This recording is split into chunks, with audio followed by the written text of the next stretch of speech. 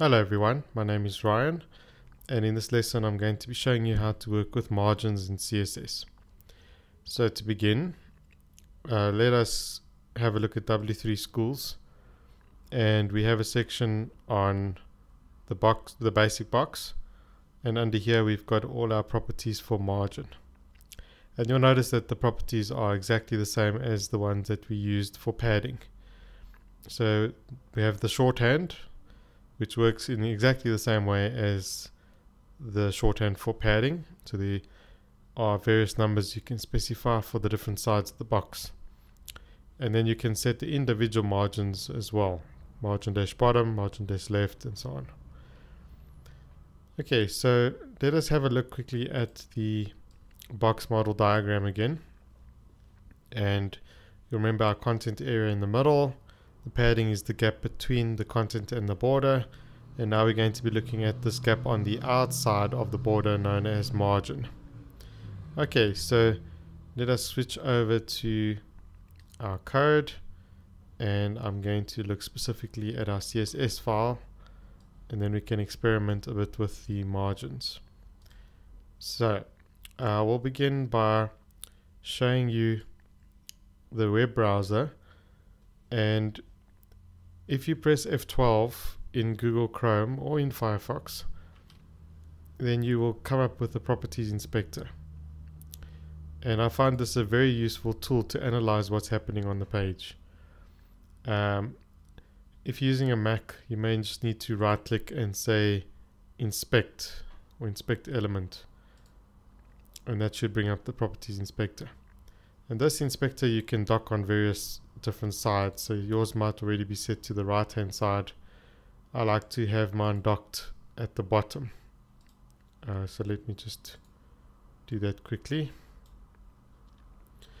Okay, and you'll see that if we move our mouse over any piece of code, for example the heading, we will get the CSS related to the heading, and if we scroll down to the bottom we will get the little box model for that heading. Alternatively, you can just click on the computer tab where you will just see the box model by itself. So let's try the heading as a starting point. We'll mouse over the heading, and then you will notice that there is a margin of 21 pixels above the heading and a margin of 21 pixels below the heading. On the right and left hand side we do not have any margin. If I then move down to the paragraph below that and I mouse over, there is padding of 10 pixels, there's a border of 1 pixel, and there's a margin of 16 pixels above and below the paragraph. If I go on to the image, one way of doing it is just clicking on this select element button over here, and then clicking on the element that you want, and then it will find it here in the code. So now I've got that first image selected, and you'll notice that in terms of margin we have 0 margin all the way around the box. There is padding, which I added earlier on, but definitely no margin. So we would like to increase maybe the gap between the two pictures. In order to do that, we would need to put a right margin on the first picture, or alternatively a left margin on the second picture. Now if I add a right margin onto this picture of 10 pixels and I add a left margin onto the second picture of 10 pixels, the total margin between the two pictures will be 20 pixels. So this means that we add up the margins going from left to right on the page. However, it works a little differently with regard to your top and your bottom margins. The top and bottom margins stack together. So what this means is if I have a look, for example, at the heading, there is currently a 21 pixel margin below the heading.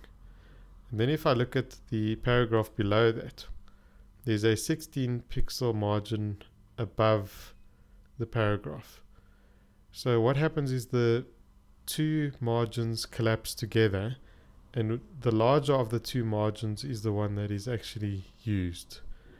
So in this case, the actual gap between the heading and the paragraph is 21 pixels because the margin had the larger of the two margins. I mean the heading had the larger of the two margins. So just remember, vertical margins collapse and horizontal margins are added up together. So now that we know the basics of working with margins, let us switch over to our code and start experimenting.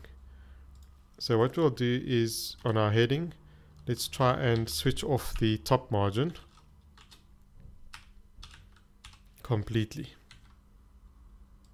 And I refresh.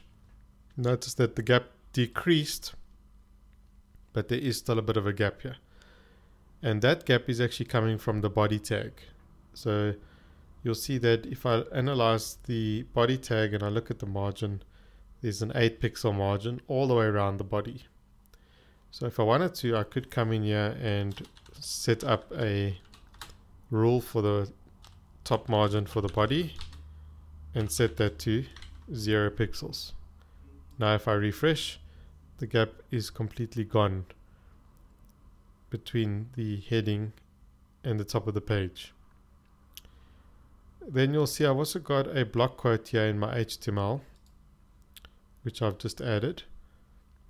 The block quote, remember, indents from the margin.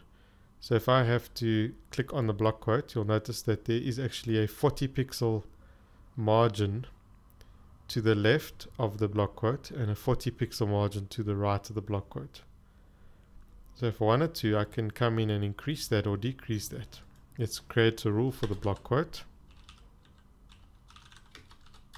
and set the left margin to 100 pixels. And let's refresh.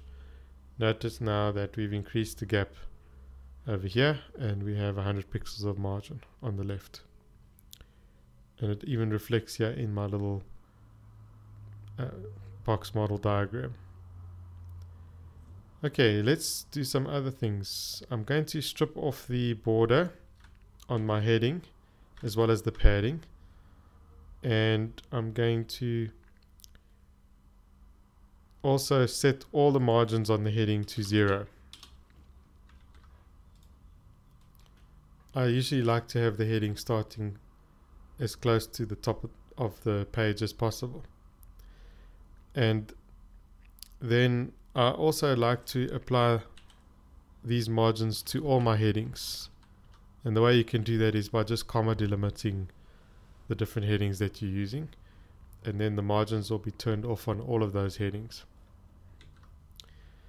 Okay. So I still have a gap here, and that's because the paragraph has a top margin of 16 pixels. So if you wanted to, you could just switch off the top margin on your paragraphs, make it 0 pixels, and now the gap will disappear. In this case, I don't want the border on my paragraph, so let me just strip that out, and that looks a whole lot better.